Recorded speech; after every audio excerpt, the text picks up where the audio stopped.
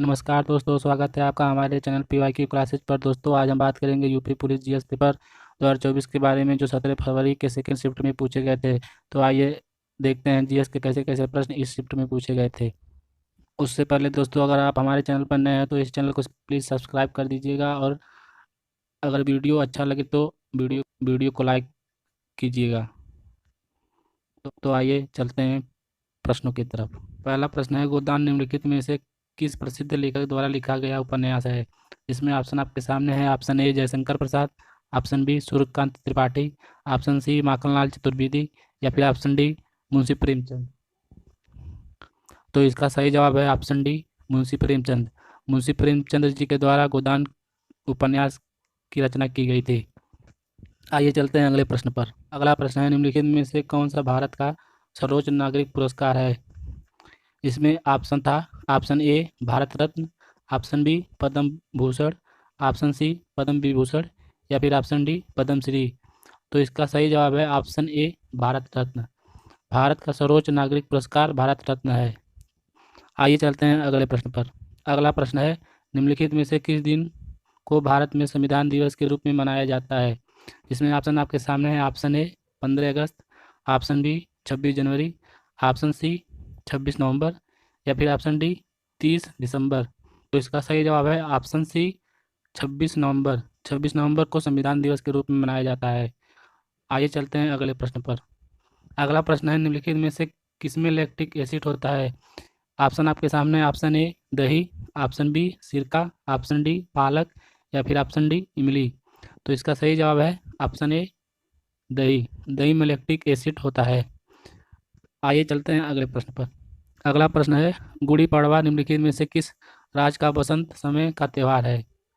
इसमें ऑप्शन आपके सामने है। Option a Uttarakhand, option b Maharashtra, option c Himachal Pradesh, या फिर ऑप्शन डी गुजरात। तो इसका सही जवाब है ऑप्शन बी महाराष्ट्र। गुड़ी पड़वा महाराष्ट्र का बसंत समय का त्यौहार है। आइए चलते हैं अगले प्रश्न पर। अगला प्रश्न है, 10 की जनगणना कराने के लिए जिम्मेदारी निम्नलिखित में से किस मंत्रालय पर है? जिसमें ऑप्शन आपके सामने है। ऑप्शन ए आवास और शहरी मामलों का मंत्रालय, ऑप्शन बी योजना मंत्रालय, ऑप्शन सी सूचना प्रसारण मंत्रालय, या फिर ऑप्शन डी गृह मंत्रालय।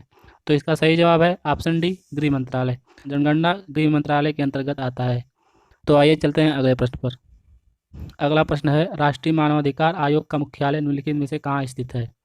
जिसमें ऑप्शन आपके सामने है। Option A Bengaluru, option B Mumbai, option C New Delhi, या फिर ऑप्शन डी मैसूर। तो इसका सही जवाब है ऑप्शन सी नई दिल्ली। राष्ट्रीय मानवाधिकार आयोग का मुख्यालय नई दिल्ली में स्थित है। आइए चलते हैं अगले प्रश्न पर। अगला प्रश्न है, साइबर क्राइम की शिकायत दर्ज कराने के लिए हेल्पलाइन नंबर क्या है? जिसमें ऑप्शन आपके सामने है। Option A 1910, option B 1920, option C 1930, या फिर ऑप्शन डी 1940। तो इसका सही जवाब है ऑप्शन सी 1930। साइबर क्राइम की शिकायत दर्ज कराने के लिए 1930 हेल्पलाइन नंबर का उपयोग किया जाता है। तो आइए चलते हैं अगले प्रश्न पर। अगला प्रश्न है, उत्तर प्रदेश पुलिस की टैगलाइन क्या है? जिसमें ऑप्शन आपके सामने है। ऑप्शन ए सत्यमेव जयते, ऑप्शन बी सुरक्षा आपकी संकल्प हमारा, ऑप्शन सी सेवा वीरता बंधुता, या फिर ऑप्शन डी सेवा सुरक्षा शांति। तो इसका सही जवाब है ऑप्शन बी सुरक्षा आपकी संकल्प हमारा। उत्तर प्रदेश पुलिस का टैगलाइन सुरक्षा आपकी संकल्प हमारा है।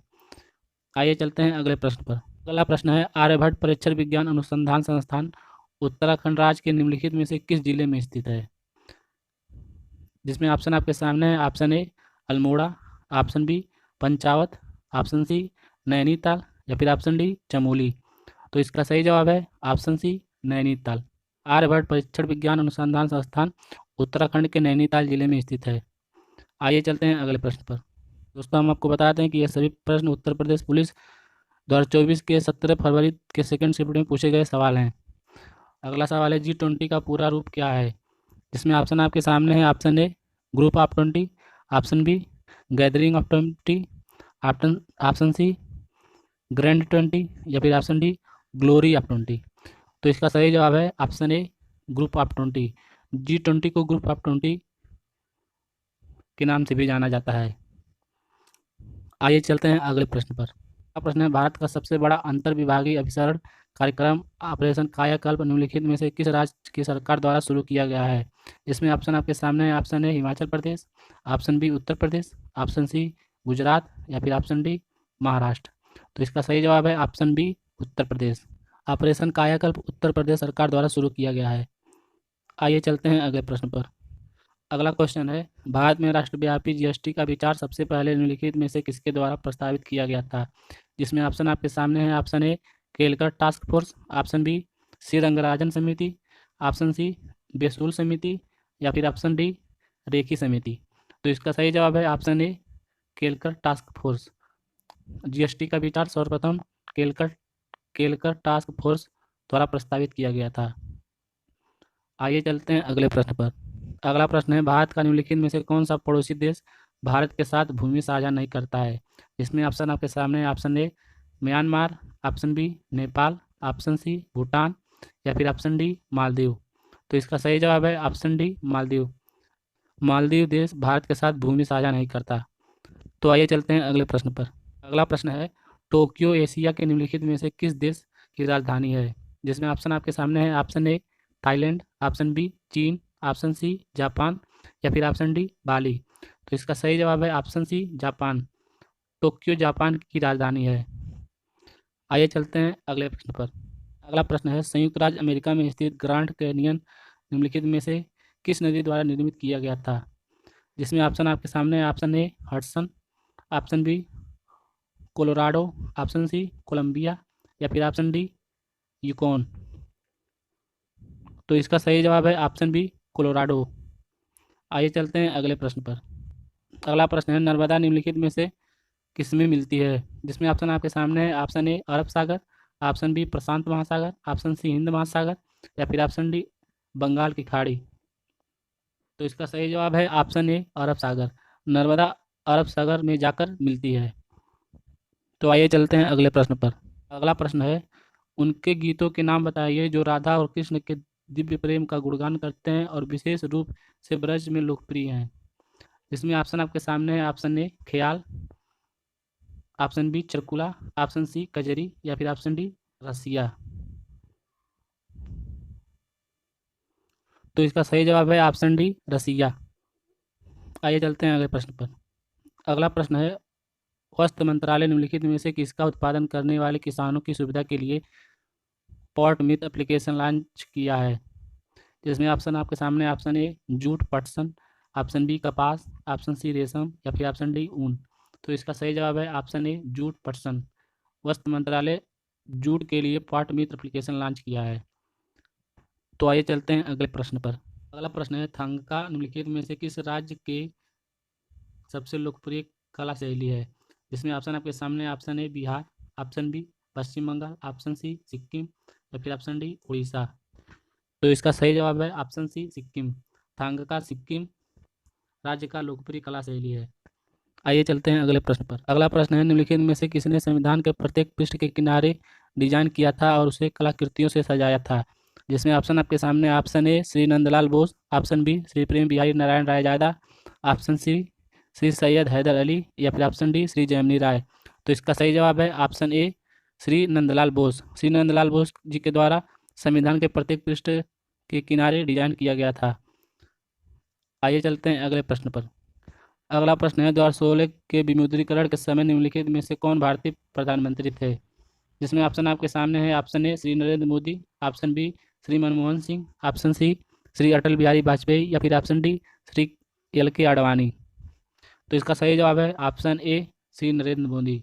2016 के विमुद्रीकरण के समय भारत के प्रधानमंत्री श्री नरेंद्र मोदी जी थे। आइए चलते हैं अगले प्रश्न पर।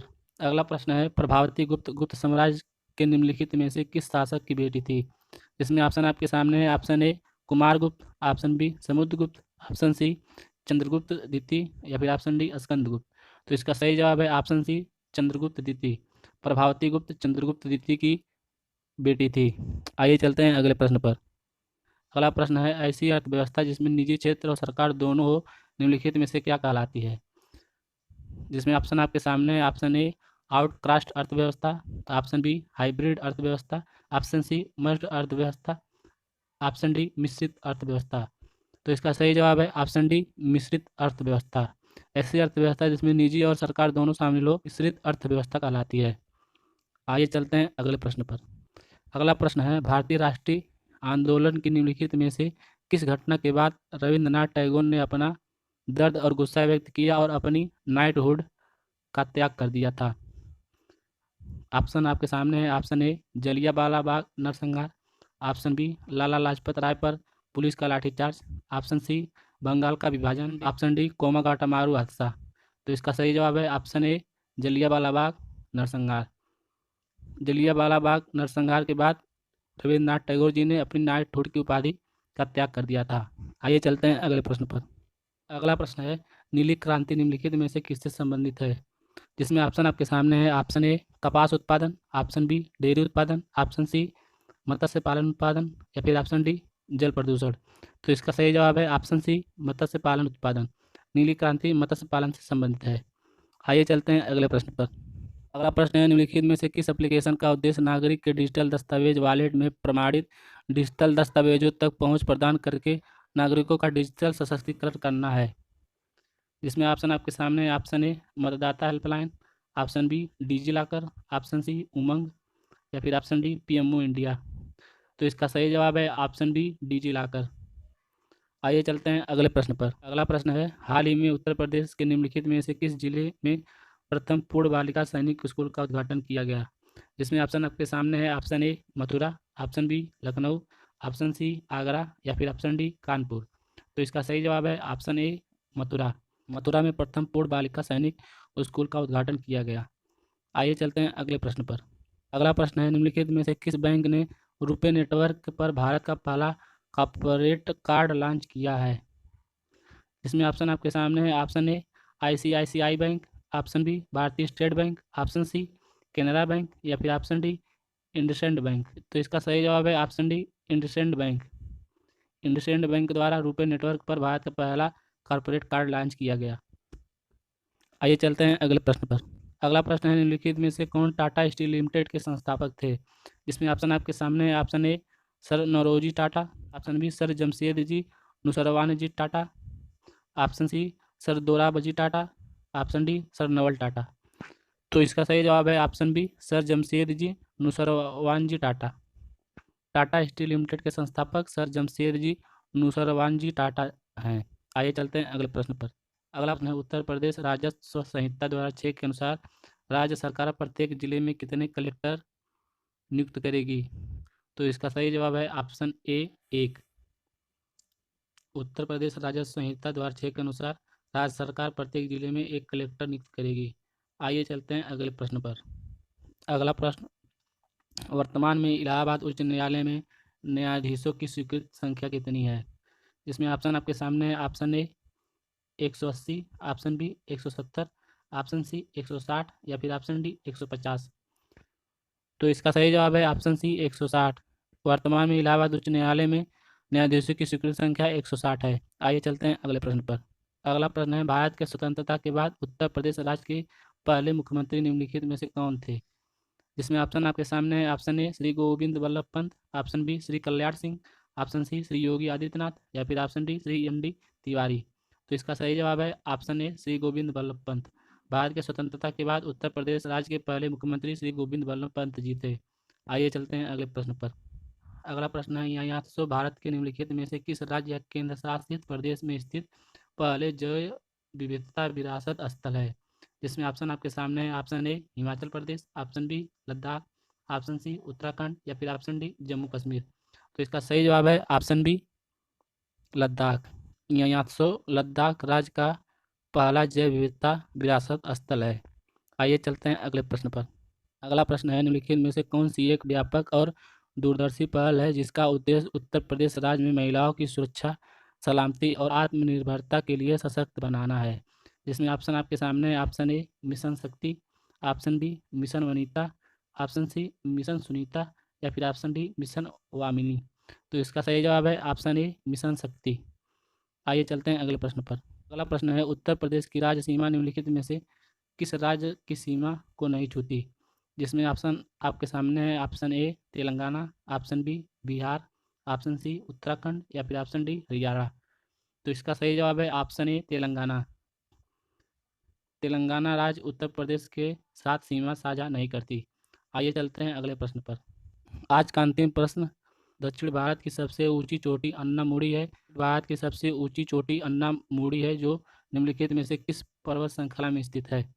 इसमें ऑप्शन आपके सामने है। ऑप्शन ए वेलिकोंडा श्रृंखला, ऑप्शन बी बालाघाट श्रृंखला, ऑप्शन सी नीलगिरी श्रृंखला या फिर ऑप्शन डी विंध्य श्रृंखला। तो इसका सही जवाब है ऑप्शन सी नीलगिरी श्रृंखला। दक्षिण भारत का सबसे ऊंची चोटी अन्नामुड़ी नीलगिरी श्रृंखला में स्थित है। तो दोस्तों हमारा ये प्रयास आपको कैसा लगा? अगर अच्छा लगा हो तो प्लीज़ इस चैनल को सब्सक्राइब और वीडियो को लाइक कर दीजिएगा। मिलते हैं अगले वीडियो में, तब तक के लिए।